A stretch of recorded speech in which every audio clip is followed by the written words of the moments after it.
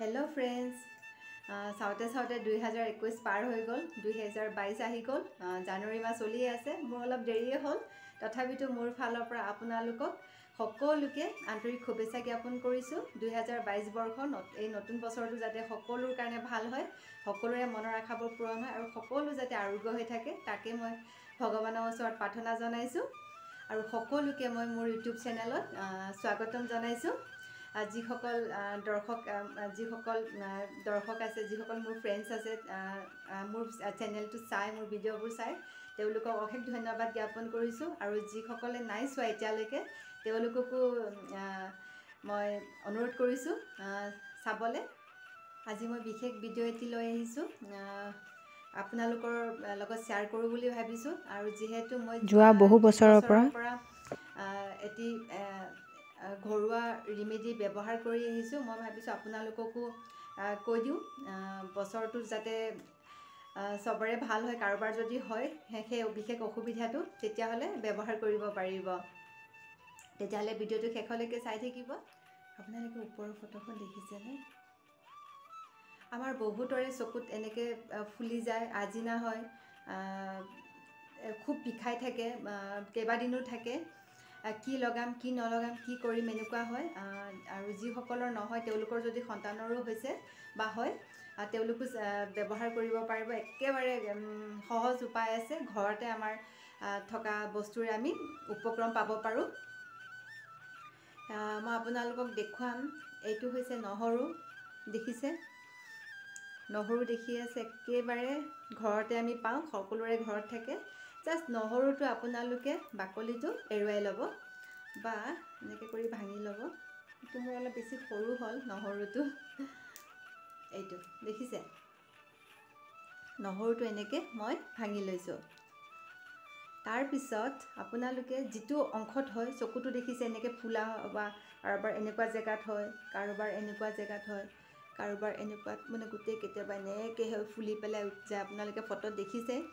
আৰু এনেকৈ ফুলে তো এই নহৰু ফুটটো আপুনি ভাঙি লৈছে আপোনালোকে চকুত এনেকৈ দিব জাষ্ট এনেকৈ কৰি যিটো অংশত হয় আপোনালোকৰ এনেকুৱা কৰি এনেকৈ অলপ দেৰি লগাই থ'ব চকুটো খোলা মেলা বেছিকৈ জ্বলা নকৰিব ধৰিব এনেকৈ কৰি দিব লগাই দিব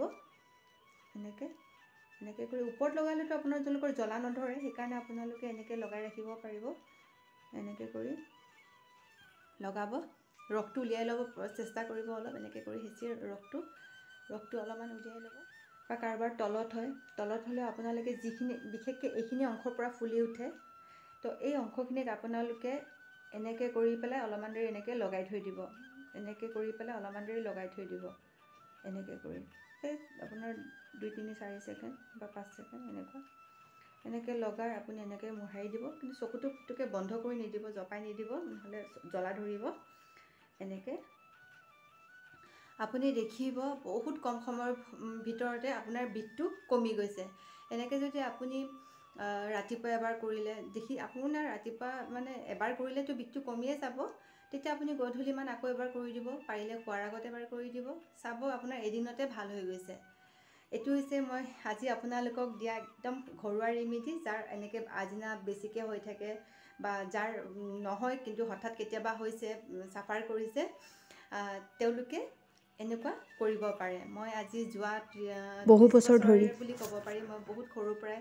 এই ৰেমেডিটো ব্যৱহাৰ কৰি আহিছোঁ মোৰ মাজে মাজে প্ৰায় হয় কিন্তু এতিয়া আগতে বেছি হৈছিলে এতিয়া কমি গ'ল এতিয়া নহয় আজি মই আপোনালোকৰ সৈতে এটি ঘৰুৱা ৰেমেডি শ্বেয়াৰ কৰিলোঁ মই বহুত বছৰৰ পৰা ব্যৱহাৰ কৰি আহিছোঁ বহুত সৰুৰ পৰা ব্যৱহাৰ কৰি আহিছোঁ মই আৰু সুফলো পাইছোঁ আশা কৰোঁ আপোনালোকে সুফল পাব যিসকলে বিশ্বাস কৰিছে বা যিসকলে জানে তেওঁলোকেতো লগায়ে চাগে আৰু যিসকলে বিশ্বাস কৰা নাই তেওঁলোকৰ যদি কেতিয়াবা হয় বা তেওঁলোকৰ ঘৰৰ কাৰোবাৰ হয় বা সন্তানৰ হয় তেতিয়া এবাৰ হ'লে ব্যৱহাৰ কৰি চাব লগাই চাব গম পাব অতি সোনকালে সুফল পাব আৰু ইয়াতে আজি মই